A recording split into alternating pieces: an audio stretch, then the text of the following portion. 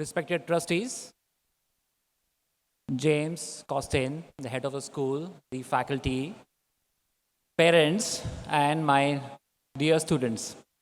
Thank you so much for having me here. It's an honor, it's a pleasure, especially when you guys are going out there into the wild after the 12th grade ceremony, the graduation.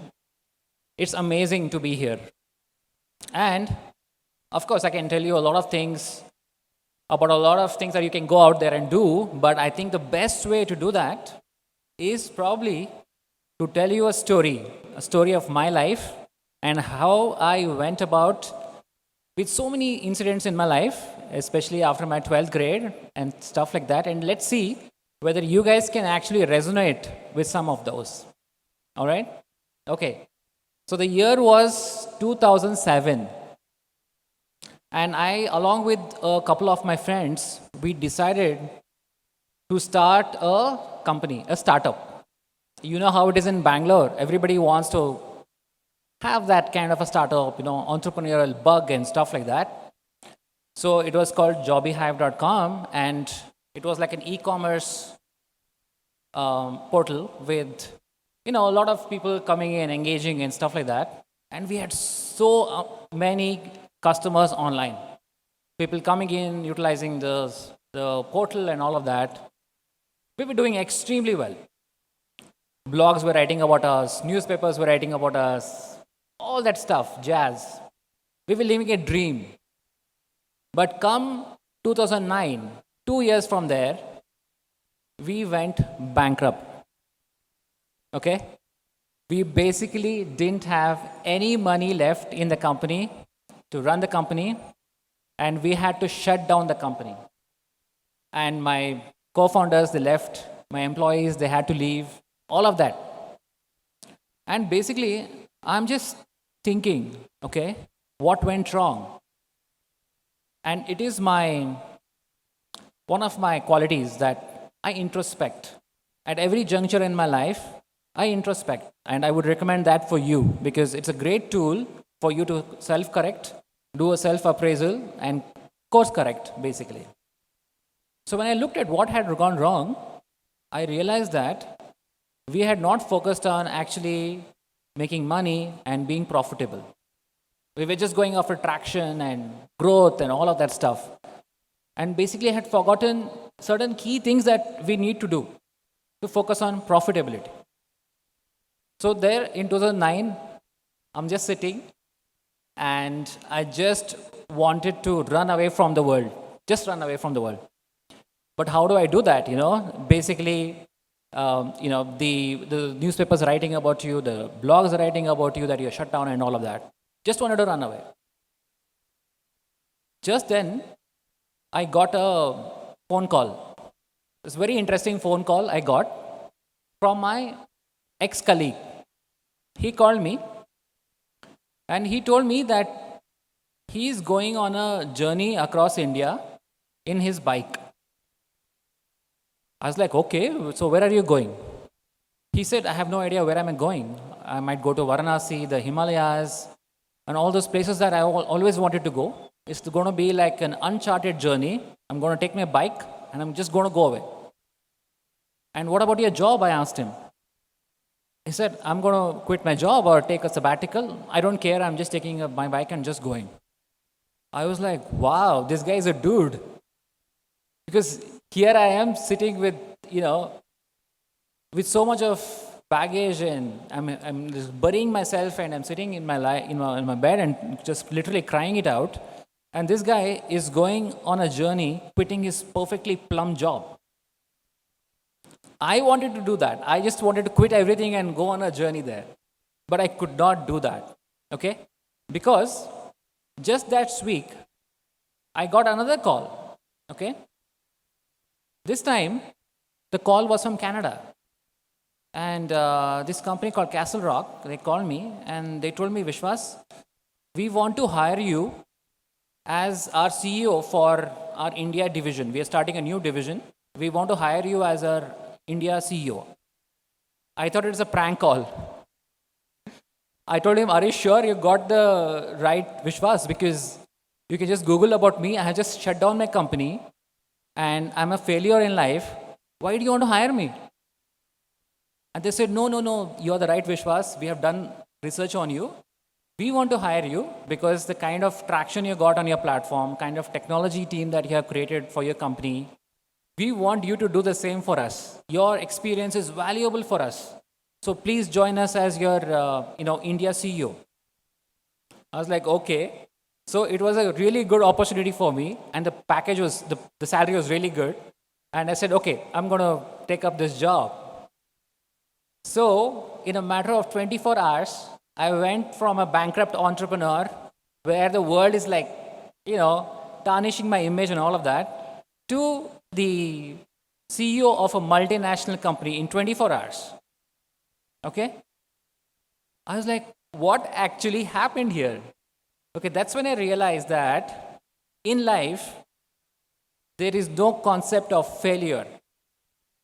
Had I not taken the risk of starting my own company, had I not taken the risk of taking those bold decisions to go after my dream, to convert my dream into reality, I would never have gotten to this position where I could be a CEO for a multinational company. It's impossible. A professional CEO in a typical corporate ladder has to spend like 20, 30 years to get to a level of a CEO. But in a startup, you can do that in a few years because the grind that you go through, the rigor that you go through to learn so many things, that's what gets you to that level, basically. Right? So that's something I realized. When you take risks, aim big, go after it. If you fail, it's no big deal because especially you can learn and you can move back in life.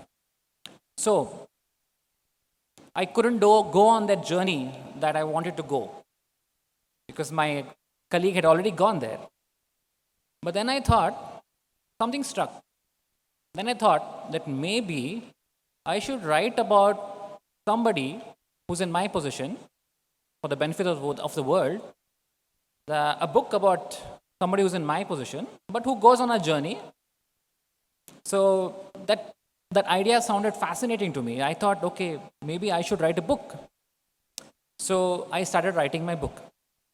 I wrote this young entrepreneur who goes bankrupt, who accidentally meets an American hippie, and both of them, kind of hit it off.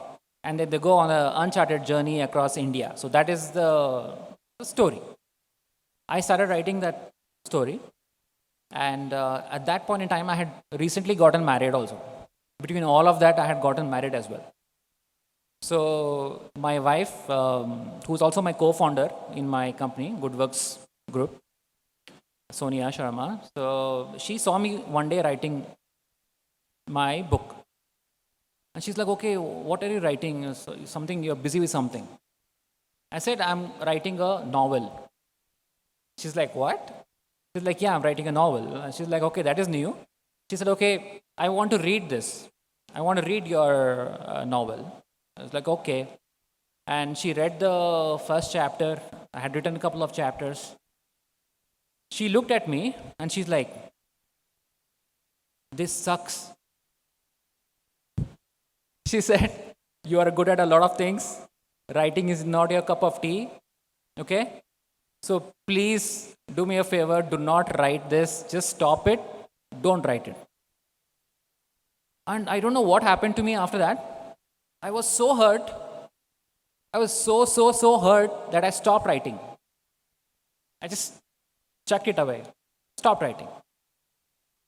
So, but 1 week, 2 weeks, 3 weeks, 4 weeks, this book is calling me. It's just calling me. I'm like having sleepless nights. So I did the same thing that I always do. I started introspecting. Why am I behaving like this? It's just a book. It doesn't matter to me. Why am I behaving like this?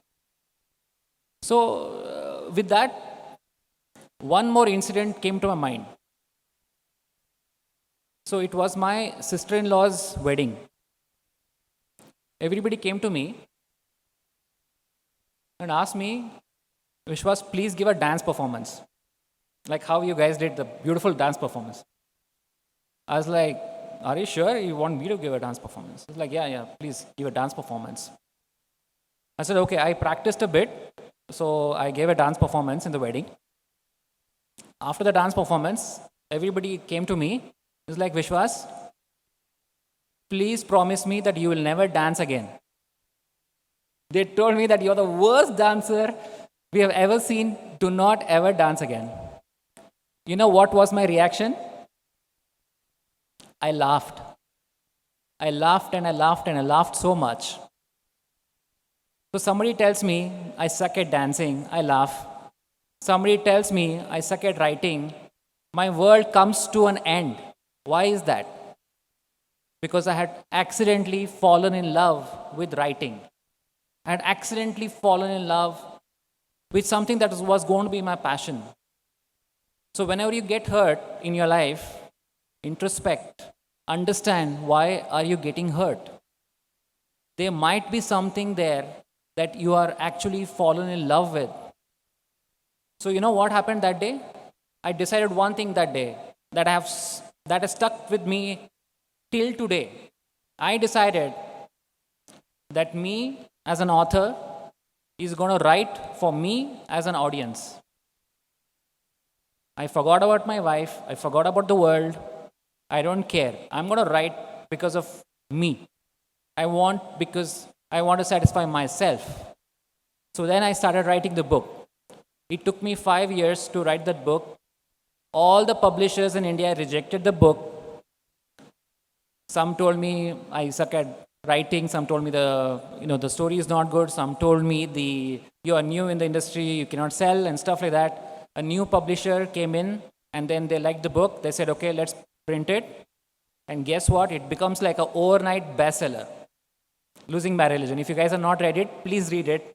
It's about a young entrepreneur who goes on a journey with the American hippie.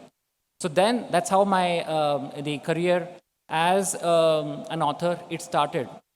It basically came to a point where I realized that it comes down to a 3-step process, which I want you guys to imbibe before you head out there. The 3-step process of having like this amazing success in your life and in your career.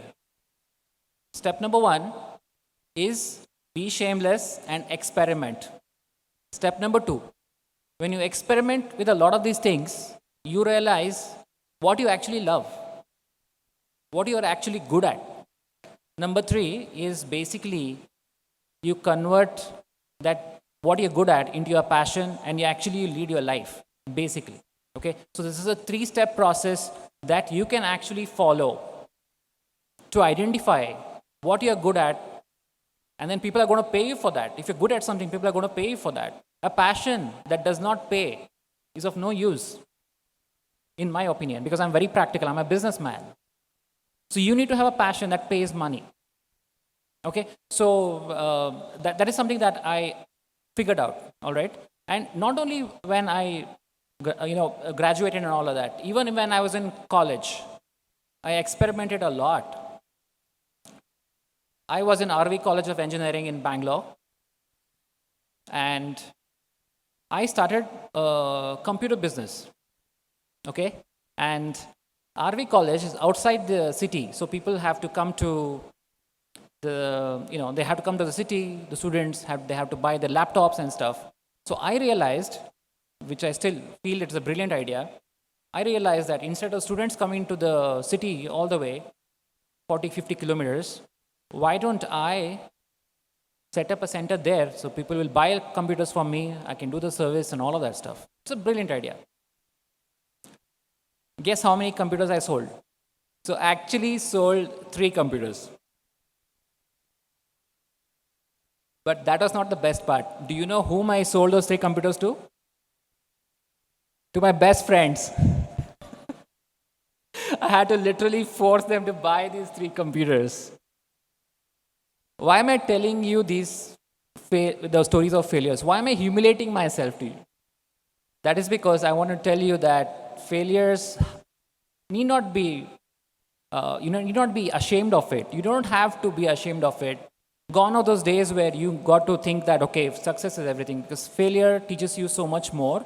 You can wear it on your shoulders. You can actually go ahead and rejoice it like the way I am trying to do. That is how you deal with this whole thing. There's a few things that I basically look forward to in people that I hire. I hire a lot of people and also mentor a lot of people, and I invest in a lot of companies. So there are a few things that I look at in each one of these things. Okay? The first thing that I look at is innovation. You guys are stepping out into the world right now in the age of AI and robotics. It's a very uncertain future.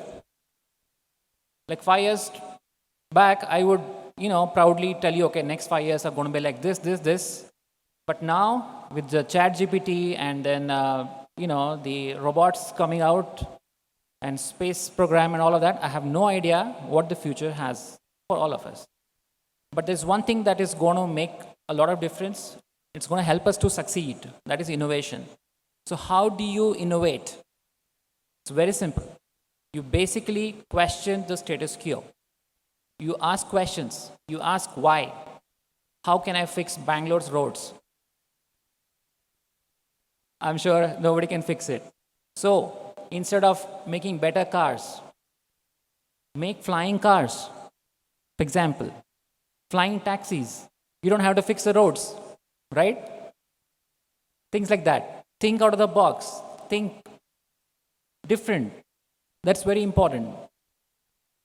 Number 2, basically, you need to believe that you're born to do great things. That is important, because whenever I talk to somebody and they don't feel that special, you're toast. Because there's so many other people out there, they think that they're special, their work is special, whatever they do is special, the post that they do on Instagram is great, the videos they put on YouTube is great, the clothes that they wear is great, it's artistic, everything they do is cool. So you create a statement, believe in yourself, that is going to be with you forever. That is important. And number 3, which is again the stuff that you guys have done, this compassion. So what I believe is empathy is important in everything you do, but it's not only the empathy that you need to have for others, but also for yourself, like the way you conduct yourself, the way you are able to basically go easy on yourself. So many people come to me. I do a lot of these talks on social media. Most of the problems are people are like, they're depressed because they feel that they're not doing enough. They feel that somebody is doing much cooler things. They're moving much faster. So my suggestion to you is be self-obsessed. Put a blinder on yourself. It's you versus you. Not you versus your friends, you versus the world. It's you versus you versus you. Keep going towards that and don't worry about anybody else. This is the only way to succeed in the age of social media. There's no other way for that. Learn from people, but be focused. And number 2 is understand that age is not everything. Some people get success when they're 18, some people get when they're like 80. It doesn't matter. Everybody has a pace of their own. You got to embrace it. You got to enjoy the journey. As long as you're following the 3-step process, you will love your life because you're following something that you love. And another thing is, maybe the last one, don't fall for the log kya kahenge syndrome. What people will tell. Like if I had thought about what people are going to do when I write my book, they'll laugh at me. What if I screw up right now with talking something? You guys will laugh at me. But no, I will do what I got to do. That is what the thing you need to have. And you need to know how to convert insults into glory. That's what life is all about, basically. For example, maybe this is the last anecdote and then I'm done. So, we were just starting our company, Good Works, and there was this big client who was supposed to come to our office. corporate client. They came to our office. It was such a tiny office, like 10 by 10. He comes inside and he asked me, where is the office? I told him, this is the office. That time we didn't have the co-working and fancy offices. I said, this is the office. And you can see that basically his face like just changed. It fell. He was so uncomfortable. Within a matter of like 2 minutes, he made some excuse, some bahana, told me that he had to go, and then he just vanished. He just ran. I felt so bad. Okay? I felt so bad. But then I kept in touch with that guy. 5 years after that, the same person was on LinkedIn, and he saw that, we're expanding, we're doing all of these things. So he messages me, hey Vishwas, can we catch up on a call? I said, okay, let's get on a call. He calls me and we catch up on things, and he's like, Vishwas, that day I think I did a wrong thing. I shouldn't have walked away from the meeting. I just realized it later. It's not a right thing to do. I told him, are you kidding me? I should thank you, basically, for walking out of that meeting. Why are you apologizing? Had you not walked out of the meeting that day, I wouldn't have got the wake-up call. Today, Good Works, we are running a co-working thing, and we are having like close to 1 million square foot of office in Bangalore, all thanks to you. So thank you so much for insulting me that day. Thank you so much for insulting me that day. So that is the attitude which I want you guys to go out in the world. It's not going to be easy. It's not going to be pretty, but you're going to turn every adversity into a winning streak, because you're going to take that as a challenge. You're going to love the whole process. You're going to enjoy this life, but you're going to make sure it's going to be worth it, and you're going to have a beautiful life. Thank you so much.